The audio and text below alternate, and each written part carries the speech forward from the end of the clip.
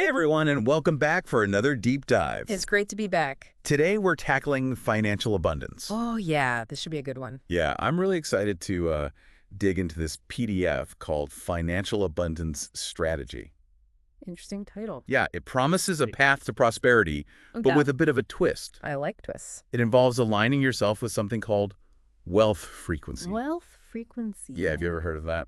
I can't say I have. Yeah, so it's this idea that you can actually attract wealth by tapping into certain frequencies in the universe. Okay. So that's what we're going to unpack today. Sounds intriguing. It does, right? Yeah.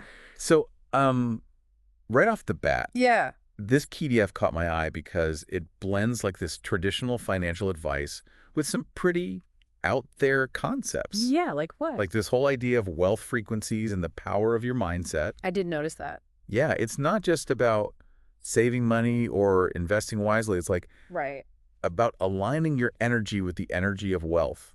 I am curious to see how they actually bridge those two worlds. Me too. Yeah. So in chapter 1, it jumps right into this wealth frequency thing. Okay. It suggests that certain brainwave frequencies can actually attract wealth. Yeah. Specifically, it talks about low alpha and theta states, Interesting. like those associated with deep relaxation or meditation. So it's like tuning your brain to pick up on a prosperity signal or something. Yeah, exactly. And it's almost like by being in those states, you become more receptive to abundance or opportunities or something like that. Okay. But is there any scientific basis for this? That's a good question. Yeah. The source doesn't really cite any specific studies, Okay. but I was thinking about it. Yeah. And there is research out there on the impact of brainwave states on things like creativity and problem solving. Oh, right. So I wonder if it's not too much of a stretch to think that those same states could influence our actions and decisions Right. in ways that could lead to greater financial success. Yeah. I mean, it makes sense that if you're more relaxed and creative, Right. you might come up with better ideas or be more open to opportunities. Totally. Yeah. So maybe it's not as far out as it seems initially. Maybe not. Yeah. We'll see. Yeah, this whole wealth frequency thing reminds me of the work of David Hawkins, Oh, yeah. I've heard of who them. wrote Power versus Force. Yeah. He talks about calibrating emotions to a scale, Uh-huh. with higher numbers representing more positive emotions. Right. And he suggests that those higher vibrations can actually influence the world around us. Interesting. Yeah, and that really aligns with the law of attraction, Right. which is the idea that attracts, Yeah. not just in terms of thoughts, but also emotions and energy. It's all connected. Exactly. Yeah. So for those who haven't stumbled across the law of attraction yet, Right. imagine this. You start thinking about getting a new car, Okay. and suddenly you see that same car everywhere. It's as if by focusing your attention, you've somehow drawn it into your reality. Right. That's the basic premise. And this PDF is taking that concept Yeah. and applying it to wealth. Yeah, exactly. Interesting. And then there's this whole other thing that they talk about in chapter 1 What's that? about the Global Consciousness Project at Princeton. I've never heard of that. They claim their instruments detected massive shifts in energy, like negative before 9/11 and positive before Obama's inauguration. Wow, that's a bold claim. I know. It's are our collective emotions and beliefs actually shaping events in the world? It's definitely thought-provoking. It is. It makes you wonder, right? Yeah, for sure. So we've got this idea of aligning with a wealth frequency. Right. But how do we actually do that? Yeah, it's the million-dollar question. Right. Chapter 2 gets into some more practical steps. Okay, good. It talks about empowering your mind, gaining knowledge, being generous. Okay, so far so good. Pretty standard self-improvement stuff. Yeah. But then it also emphasizes investing wisely. Okay, now that's where I get a little confused. Me too. Is it talking about investing in the stock market or investing in personal growth to reach that wealth frequency? Right. I was wondering the same thing. It's which type of investing are they referring to? Yeah, and it seems like they're encouraging a holistic approach, Okay. recognizing that both our internal state and our external actions play a role in financial success. I see. So it's not just about picking the right stocks. Right. It's about cultivating a mindset of abundance Yeah, that attracts opportunities. exactly. Okay, that makes more sense. So maybe it's both. You invest in your personal development to raise your wealth frequency, Uh-huh. and then you make smart financial investments that align with that energy. Yeah, I think you're onto something there. Okay, good, because I was starting to get a little lost. Yeah, no, I think that's a really good interpretation. Okay, so we've got the wealth frequency and we've got the investing piece. Right. And now I'm really curious to see where they go with this law of vibration in chapter 3. Me too. Let's dive in. Okay, so chapter 3 picks up right where we left off with this whole law of vibration thing. Okay, so remind me again, how does that work?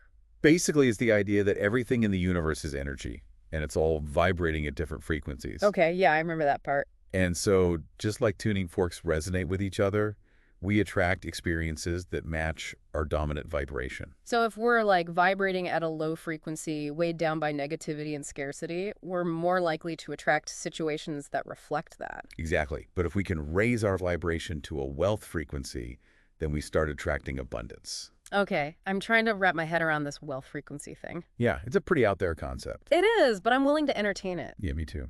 So how do we actually raise our vibration to this wealth frequency? Well, the source uses this interesting phrase, deliberate wealth frequency broadcasting. Deliberate wealth frequency broadcasting. Yeah, it's like we can consciously shift our vibration to align with prosperity. Okay, I'll admit that sounds a little woo-woo even for me. Yeah, it kind of does. But I'm curious, have you ever experienced a period in your life where it seemed like everything you touched turned to gold? Like a Midas touch. Yeah, exactly. I mean, I think most of us have had those moments where everything seems to fall into place effortlessly. Yeah, like you're just riding a wave of positive energy. Right, and opportunities just appear out of nowhere. Okay, so that's the power of momentum. Yeah, and the source is saying we can create that momentum by consciously aligning with this wealth frequency. Interesting. Okay, so chapters 4 and 5 keep building on this idea, focusing on energy patterns and attracting compatible patterns. Right, it's all about how our internal vibrations influence our external circumstances. And the source even suggests that luck isn't just random chance, but rather preparedness meeting opportunity. I like that. Yeah, me too. What do you think about that? I think there's a lot of truth to that. Yeah. Like, imagine an athlete who's trained relentlessly for a competition. When the opportunity arises, they're ready to seize it Right. and perform at their best. That's not just luck. Yeah, it's preparation meeting the right moment. Exactly, and the source is suggesting we can apply that same principle to financial abundance. So it's not about sitting back and waiting for a lucky break. Right. It's about actively cultivating the right mindset skills and resources to be ready when opportunity knocks. Exactly. Okay, so how do we actually raise our vibration? The source outlines a bunch of practical steps. Okay, like what?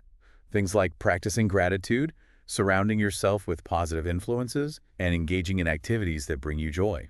So basically just living a good life. Pretty much. I can get behind that. Yeah, me too. It makes me wonder, though, is financial abundance just a byproduct of living a fulfilling life? That's a great question, and it actually ties into chapter 6, which introduces this concept of vibrational equilibrium. Vibrational equilibrium. Okay, what's that? It's basically the dominant frequency we operate on based on our thoughts, emotions, and beliefs. So like a baseline vibration. Yeah, exactly. And the source argues that this equilibrium can be either positive or negative. So someone who's constantly worried about money, focused on lack and scarcity, they might be stuck in a negative vibrational equilibrium. Right, and that keeps attracting more of the same. It's like a self-fulfilling prophecy. Exactly.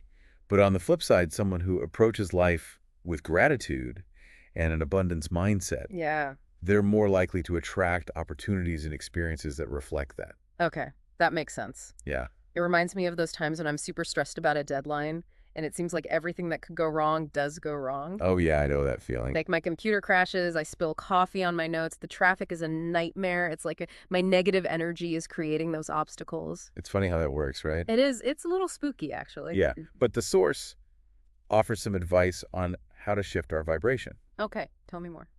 It's in chapter 7, and it talks about visualization techniques, positive affirmations, and even changing your environment to surround yourself with beauty and inspiration. So it's about consciously choosing thoughts, feelings, and actions that align with a higher frequency.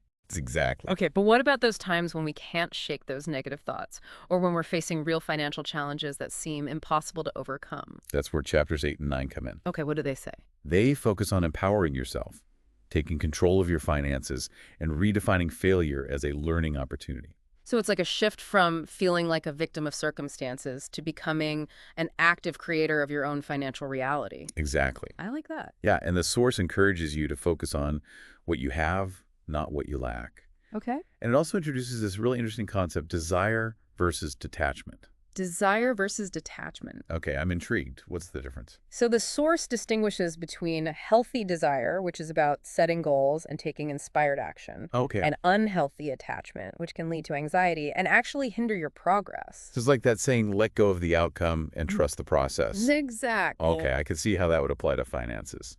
Yeah, the source uses the example of a student striving for good grades. If they're overly attached to the outcome, they might become stressed and anxious, which could actually lead to poorer performance. Right, because they're so focused on the outcome that they're not actually present in the process. Right, but if they focus on the process of learning and growing, they're more likely to enjoy the journey and achieve their goals. So it's about finding that sweet spot between setting clear intentions and being open to how those intentions manifest. Exactly. Okay, that makes a lot of sense. And this actually leads us to the final section of the PDF, where the source brings all of these concepts together Okay. and emphasizes the importance of practical financial planning. So after all that talk about energy and vibrations, we're finally getting down to the nitty-gritty of managing money. It's not an either-or proposition, it's both. A Okay. source argues that the inner work and the outer work are equally important. So we need to be aligned internally, Yes. and we need to have a solid financial plan. Exactly. Okay, I'm ready to hear about this plan. All right. So the source outlines 7 key areas to focus on for achieving true financial abundance. Okay, lay it on me. Right. Okay, hit me with these 7 areas. Okay, so first up is increasing your cash flow. Makes sense. You can't manifest abundance if you're drowning in debt. Exactly. And this might involve looking for ways to earn more income, Uh-huh. but it also stresses reducing unnecessary expenses. Right, gotta plug those leaks. Exactly. Create a budget that gives you some breathing room. Okay, that's step 1. What's next? Investing in healthcare and insurance. Okay, so that's not about getting rich quickly. No, it's about protecting yourself from unexpected events. Yeah, those can really throw a wrench in your plans. For sure, it's about creating a safety net so you can focus on building wealth, not just surviving. Okay, that makes sense. What else? Managing debt. Okay, so debt's not always bad, right? Right, it can be a useful tool. Yeah, like for a mortgage or business loan. Exactly. But it's about being strategic. Right. You don't want to be drowning in payments. Exactly. Okay, so we've got cash flow, healthcare debt. What's next? Increasing savings. Ah, the classic. Yep. Can't go wrong with that. Yeah, I gotta build that financial cushion, Exactly. It gives you security and freedom. which are high vibration emotions, right? Absolutely. Okay, so we're saving money. What about investing it? That's next on the list. The source talks about building passive income streams. Okay, like what? Things like rental properties, dividend-paying stocks. Uh-huh. So putting your money to work for you? Exactly. But, of course, there are risks involved. Right, nothing's guaranteed. Nope. But the potential rewards can be huge. Okay, so we've covered cash flow, healthcare debt savings, investing, what's left? Estate planning? Estate planning, that's just for rich people, right? Actually, no. The source emphasizes that it's important for everyone. Really? Why is that? It's about ensuring your loved ones are taken care of, Oh, okay. making sure your assets are distributed according to your wishes. So it's about legacy. Exactly. Wow, so this financial abundance strategy really is comprehensive. It is. It covers both the inner work and the outer work. Yeah, it's pretty impressive, actually. It really is. I feel like I've learned a lot from this deep dive. Me too. It's been a great discussion. So for our listener who's maybe feeling overwhelmed by all this information, what are like the key takeaways they should focus on? Okay, so first, I think the biggest takeaway is this idea of aligning with a wealth frequency. Yeah, even if the whole frequency thing sounds a little out there. Right. But the underlying message is about cultivating a positive and abundant mindset. Yeah, shifting your perspective from scarcity to possibility. Exactly. So it's not about wishing for more money. No. It's about believing that abundance is possible and then taking action. Exactly. And that leads us to the second key takeaway action. You're right, all the positive thinking in the world won't do anything if you're not taking practical steps. Exactly. It's about managing your finances, investing wisely, building that solid foundation. So it's like finding that sweet spot where your energy and actions and financial strategies are all aligned. Exactly. And the source suggests that creates a powerful synergy. Okay, I like that. And then I think the final takeaway is that financial abundance is a journey, not a destination. Yeah, it's not about reaching some arbitrary financial goal. Right. It's about constantly learning and growing. Becoming more financially empowered. Exactly. And that journey is unique for everyone. Absolutely. There's no one-size-fits-all approach. So experiment. Find what works for you. Be patient. Exactly. This has been a fantastic deep dive. It really has. I know I've learned a lot, and I hope our listeners have too. Me too. So, if any of these concepts really resonated with you, Yeah, go back, revisit those chapters in the PDF. good advice. Let those ideas sink in. And remember, even small changes can have a big impact. Yeah, sometimes it's those little shifts that make all the difference. Exactly.